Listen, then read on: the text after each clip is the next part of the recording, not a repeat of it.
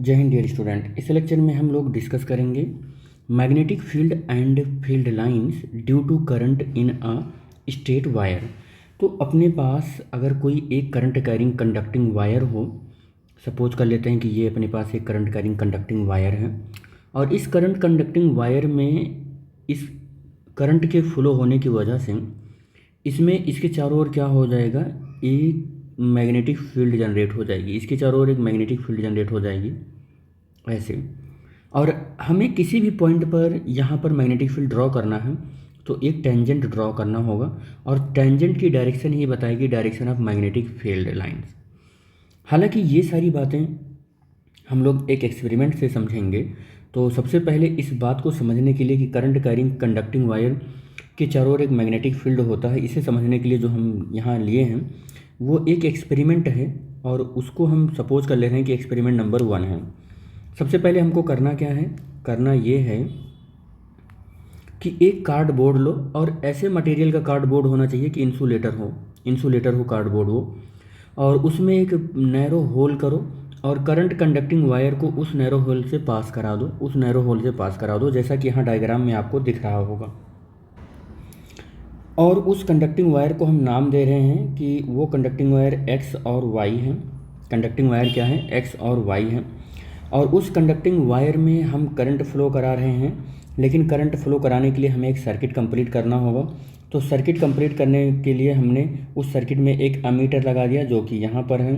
हमने एक की लगा दिया, जो की का काम क्या है कि वो इस सर्किट में करंट फ्लो होएगा कि नहीं होएगा उसको परमिट करना, यानी कि की is the on off device which is connected in the circuit in series. और अमीटर क्या करेगा, इस सर्किट में कितना करंट फ्लो हो रहा है उस करंट को रीड राइट करेगा। आगे हमने बैटरी लगा दिया जिससे कि इलेक्ट्रिक करंट या इलेक्ट्रिक एनर्जी इस वायर में पास हो।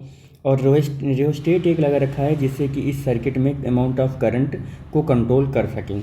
और इस कंडक्टिंग वायर का जो एक एंड है एक्स और एक एंड है वाई, जैसे ही हमने की को ऑन किया तो इस सेल से करंट जो है वो ड्रॉन होने लगेगा और एक्स एंड से वाई एंड की ओर करंट चलेगा, यानी कि करंट में इस करंट कैरिंग कंडक्टर में करंट का जो डायरेक्शन है वो एक्स एंड से किधर की ओर है, वाई एंड की ओर है। एक्स एंड से किधर है, वाई एंड की ओर है।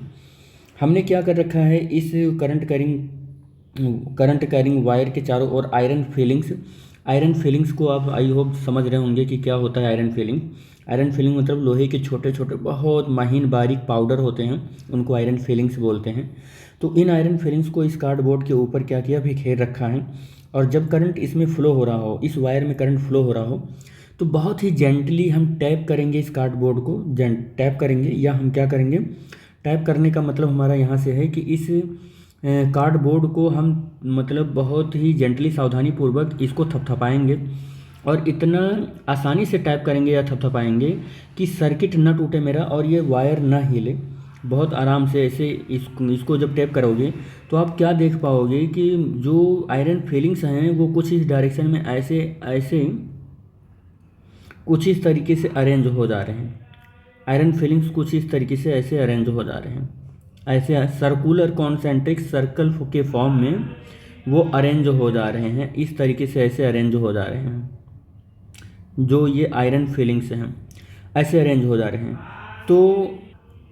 तो अगर हम यहाँ पर मैग्नेटिक फील्ड किस डायरेक्शन में है ये डायरेक्शन पता करने के लिए इस कार्डबोर्ड के ऊपर एक कंपास निडल रखें, तो कंपास निडल का जो नॉर्थ पोल है वो उस डायरेक्शन को इंडिकेट करेगा जिस डायरेक्शन में मैग्नेटिक फील्ड होगा। यहाँ पर हमेशा जो किसी भी करंट कैरिंग कंडक्टर की ओर चाहे जो या किसी भी मैग्नेटिक फील्ड को पता करते हैं तो कंपास निडल से पता करते हैं कि उसका डायरेक्शन किधर की ओर है। और नॉर्थ पोल जो है कंपास निडल का वो बताता है डायरेक्शन ऑफ मैग्नेटिक फील्ड। क्या बताता है वो, डायरेक्शन ऑफ मैग्नेटिक फील्ड बताता है। जो कि हम अगर डायरेक्शन ऑफ मैग्नेटिक फील्ड की अगर बात करें और उसे रिप्रेजेंटेशन की बात करें तो हम किससे रिप्रेजेंट करते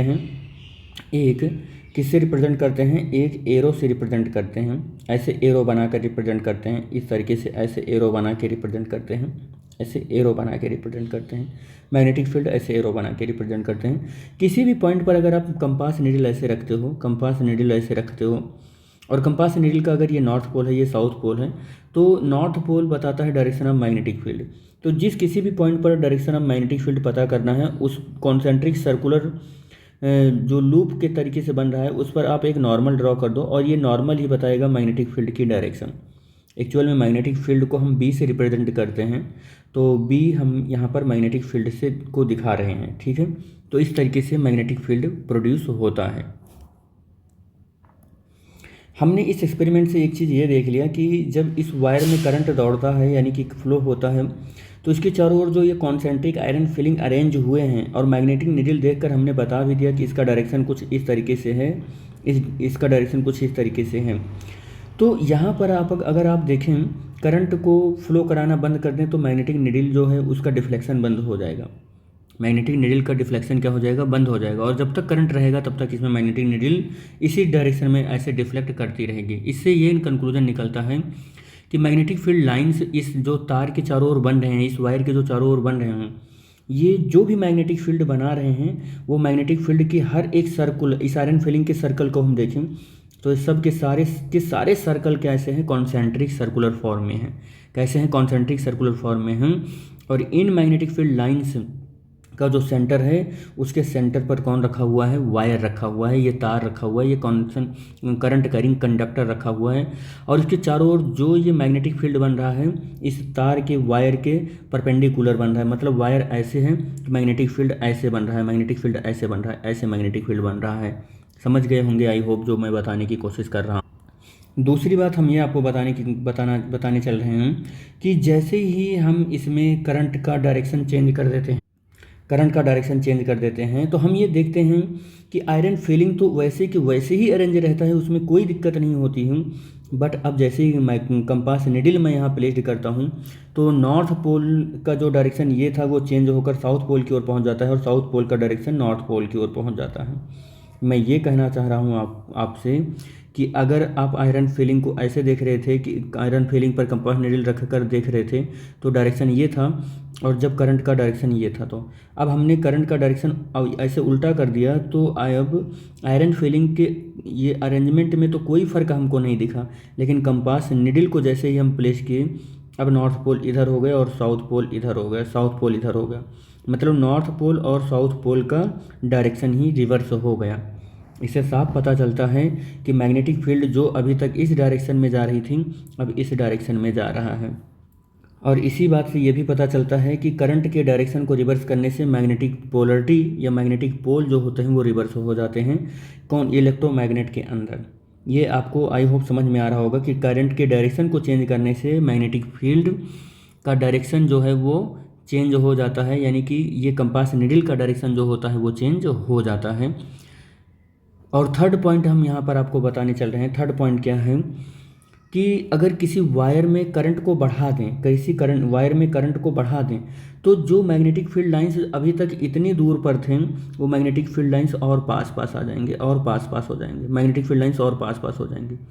तो ये बात क्या इंडिकेट करता है, ये इस बात को इंडिकेट करता है कि करंट को इंक्रीज करने से मैग्नेटिक फील्ड लाइंस अगर बहुत पास हो गए, कॉन्सेंट्रिक हो, बहुत सर्कुलर फॉर्म में बहुत पास हो गए, तो इसका मतलब वो मैग्नेटिक फील्ड भी बढ़ गया होगा, मैग्नेटिक फील्ड भी क्या हो गया होगा, बढ़ गया होगा। और करंट को अगर हम डिक्रीज करते हैं तो हम देखते हैं ये कॉन्सेंट्रिक सर्कुलर लूप भी थोड़ा दूर हो जाते हैं। इसका मतलब क्या हो गया कि करंट के डिक्रीज करने से मैग्नेटिक फील्ड भी क्या हो गया होगा, डिक्रीज हो गया होगा। इट मीन्स दैट कि if we raise the amount of current in this current carrying conducting wire then the magnetic field is also increase. और यहाँ पर इंक्रीज होने का मतलब एक बात और याद समझ लेना, इंक्रीज होने का मतलब ये जो हमने यहाँ पर मैग्नेटिक फील्ड लाइंस बना रखी है ये मैग्नेटिक फील्ड लाइंस बहुत पास हो जाएंगे।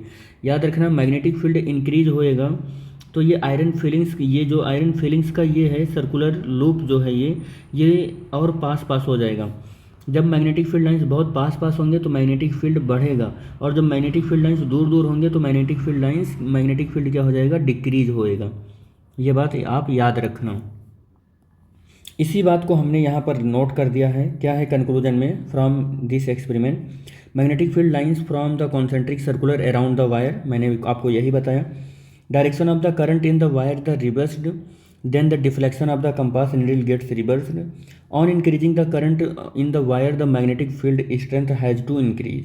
तो मैग्नेटिक फील्ड यहाँ पर क्या बताया कि magnetic field lines concentric circular form में होता है। डायरेक्शन ऑफ करंट इन को चेंज करने से वायर में मैग्नेटिक कंपास जो निडल है उसका डायरेक्शन रिवर्स हो जाता है।